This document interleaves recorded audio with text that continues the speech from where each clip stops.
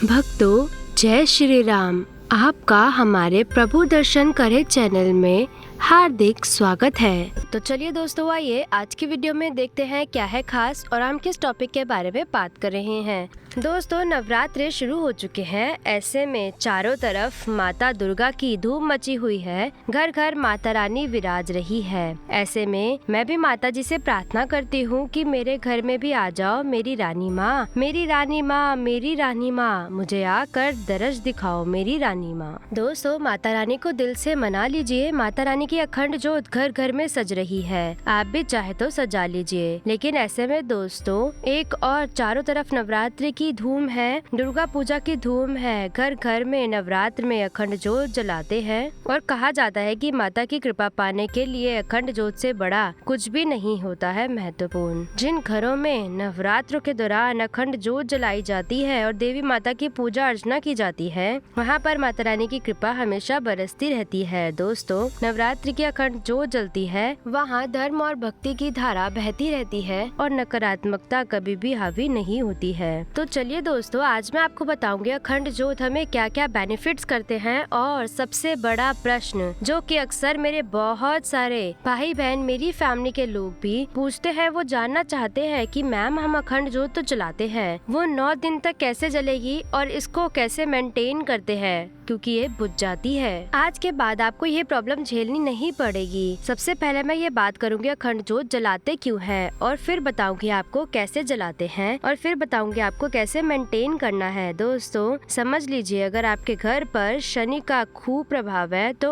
आपको अखंड ज्योत जरूर जलानी चाहिए। और बहुत सारे भाई बहन ये पूछ रहे हैं, मैम 9 दिन अगर हमने मिस कर दिए तो क्या हम अभी बीच में अखंड ज्योत जला सकते हैं? दोस्तों, अखंड ज्योत वैसे तो 9 दिन ही मानी जाती है, पर अगर आपके दिली तमन्ना है, जिस दिन से चाहे उस दिन से जला सकते हैं। कम से कम 24 घंटे वो ज्योत आपकी नॉन स्टॉप जलनी चाहिए। माना जाता है कि नवरात्रि के दौरान पूजा घर में अखंड ज्योत जलाने से शनि का कुप्रभाव आपके घर और घर के सदस्यों पर कम हो जाता है और माता रानी की कृपा से शनि अपनी कुदृष्टि घर के लोगों से हटा लेता है। घर के लोगों के काम बनने लगते हैं। स्पेशली अगर नवरात्रों में अगर आप तिल के तेल की ज्योत जलाते हैं तो वो ज्यादा प्रभावी होती है और बुरे चरण में चल रहे शनि भी शुभ फल देने लगता है। दोस्तों, नवरात्र के दौरान घर में देसी घी के ज्योत जलाने से घर में पॉजिटिव एनर्जी का वास होता है और नेगेटिव शक्तियों का हास होता है, यानी कि नष्ट हो जाती हैं। इस वजह से घर में हो रहे लड़ाई झगड़े, बीमारी आदि में कमी नहीं आती है और घर में जितनी भी नकारात्मक शक्तियाँ हैं वो प्रवेश नहीं करती हैं। जिन स्टूडेंट्स के घरों में नवरात्रों के दौरान देवी का पूजन होता है, अखंड ज्योत वहाँ जरूर जलानी चाहिए। इससे एजुकेशन लेवल और बेहतर होता है, दिमाग पर पॉजिटिव असर होता है। रोज ज्योत में बच्चे को ही घी डालना चाहिए और नियमित तौर पर बुद्धि पर भी पॉजिटिव असर होता है। दोस्तों, ज्योत सिर्फ हमारी पूजा पाठ के लिए ही नहीं, हमारी सांस और नर्वस सिस्टम के लिए भी अच्छी होती है। घर में देसी घी की अखंड ज्योत जलती है, घर में रहने वाले लोगों को सांस और नर्वस सिस्टम पर बहुत ही पॉजिटिव असर आता है। अगर रोज इस ज्योत में 2 बार सुबह और शाम को अगर आप कपूर डाल रहे हैं तो उसकी खुशबू से हानिकारक बैक्टीरिया भी मर जाते हैं और व्यक्ति के फेफड़े भी स्वस्थ रहते हैं। दोस्तों, कपूर की महक से चित्त शांत रहता है और घर में होने वाले लड़ाई झगड़े कम हो जाते हैं। नवरात्र के दौरान सरसों के तेल की अखंड ज्योत जलाने से देवी माता खुश होती हैं और शुभ कार्य सिद्ध होते हैं। ऐसा करने से पितृ भी शांत रहते हैं और घर में समृद्धि रहती है। चलिए, अब मैं आपको फटाफट बता देती हूँ आपको अखंड ज्योत कैसे जलानी है और कैसे इसे मेंटेन करना है। सबसे पहले हमें ये ध्यान देना है दोस्तों कि हमें थोड़े से आपको चावल ले लेने हैं। सबसे पहले एक प्लेट में खंडित चावल लेने हैं आपको, जो साबुत चावल होते हैं वो लेने हैं। और फिर आप थोड़ी सी इसे सादा नहीं रखना है, कलर करना है। थोड़ी सी मैं हल्दी ले रही हूँ, उसको मिक्स कर सकते हैं। आप चाहे तो पीला रंग भी ले सकते हैं। मुझे नेचुरल चीजें पसंद है, मैं हल्दी यूज करती हूँ और इसको मिक्स करके येलो कर लेंगे कलर को। अब इससे हम अष्टदल कमल बनाएंगे। ये ज्योत जलाने की विधि कर रहे हैं। सबसे पहले हम ज्योत जगाते कैसे हैं, अच्छे से चावल को फैला दीजिए, फिर फिंगर से इजी सा है। अष्टदल कमल बना सकते हैं। सारे कॉर्नर्स मिला दें, एक लाइन से आपको करनी है, सारे कॉर्नर्स मिला दें। इस तरह से हमारा अष्टदल कमल तैयार हो जाता है। आप चाहे तो रंगोली पाउडर भी यूज कर सकते हैं। अष्टदल कमल बिठाते हैं काफी चीजों में, तो आप इस विधि से किसी भी चीज में बनाएंगे तो बहुत जल्दी मिल जाती है। आप अगर नहीं बनाना चाहे थोड़े से रंगीन चावल आप दिए के नीचे रख सकते हैं। अब आप इसमें दीप स्थापित कर जो बीच का जिसमें हम बत्ती डालेंगे वो हम निकाल लेते हैं।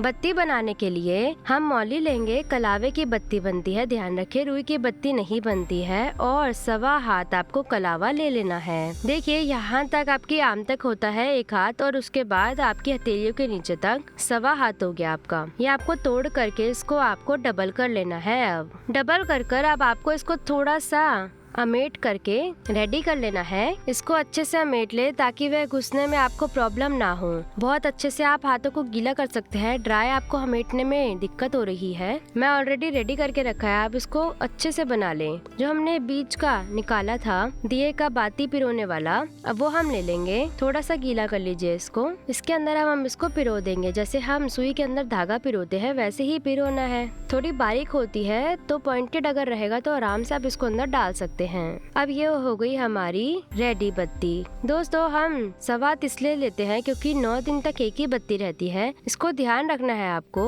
बत्ती को चेंज नहीं करना है। खंड जोत में 9 दिन का किया है तो 9 दिन आपकी 1.25 हाथ की बत्ती चलेगी। इसको फिक्स कर लिया हमने। अब हम इसमें थोड़ा सा बत्ती को लूज करके फैला लीजिए ताकि वो आपस में गुंजल ना हो जाए। फिर आपको क्या है डायरेक्ट खींचना होता है उसको, तो आपको निकालने में दिक्कत हो सकती है अगर वो फंस गया तो। अब इसमें घी डाल लेते हैं। अगर आप तिल के तेल का जला रहे हैं, सरसों के तेल का जला रहे हैं तो वो भी आप यूज कर सकते हैं। अलग अलग पर्पस के लिए मैंने आपको बताया, अलग अलग पर्पस के लिए आप अलग अलग यूज करें। घी हर चीज में काम करता है। हम घी का जला रहे हैं, आप चाहे तो इसमें 2 टिक्की कपूर की डाल सकते हैं। और फिर ये हम दीप को जलाएंगे। बोलिए दुर्गे मात की जय, अम्बे मात की जय। दोस्तों अब हम इसे ठीक से कवर कर देंगे कि हवा से बुझनी नहीं चाहिए। ये जोत खंडित नहीं होनी चाहिए दिया। आपको ये ध्यान रखना है, अखंड दिए का मतलब ये होता है कि खंडित नहीं होना चाहिए। ठीक से आप इसके कवर का जुगाड़ करें। और ये हो गया हमारा अखंड दीप। अखंड दीप का रोज आपको रोली मोली धूप दीप चावल से सबसे पूजा करनी चाहिए। आपको रोज उसको पुष्प कराना चाहिए जैसे आप बाकी चीजों की पूजा करते हैं। दीप जलाने के बाद आपको धूप जरूर जलानी चाहिए। दोस्तों गूगल की धूप स्पेशली जलाने से सुबह शाम घर में लक्ष्मी माता जी का वास होता है। मैं बार बार आपको बताती हूँ गूगल की धूप आप चाहे तो ड्राई पाउडर वाली आप धूनी में डाल सकते हैं, कंडों पर भी डाल सकते हैं। और आप चाहें तो रेडीमेड धूप भी लेकर के आप इस तरीके से जला सकते हैं। दोस्तों इससे आपके घर पर खुशबू भी बहुत अच्छी आती है। साथ ही साथ घर में डिप्रेशन आदि बीमारियों का साइंटिफिक इलाज भी होता है। ये हो गई हमारी धूप रेडी। जब आप पूजा कर ले, आरती कर ले, इसके बाद आप अपनी स्थापना आदि जो भी संपूर्ण करना है वो करने के बाद आप आरती आदि करके आप जब रात में ध्यान रखें जब आपको माता रानी के पास शयन करना चाहिए। दोस्तों ये ध्यान रखें, माता को जब भी आप घट स्थापना करते हैं तो आपको अकेला माई को नहीं छोड़ना चाहिए। घर को कभी भी खाली ना छोड़े और रात में आप माता के पास सोएं। उठकर आधी रात को आपको दीप जरूर संभालना चाहिए। जब आप दीप संभाल रहे होते हैं तो आपको देखना चाहिए उसमें घी कम हो गया है तो आपको सबसे पहले दोस्तों उसमें घी डालना चाहिए।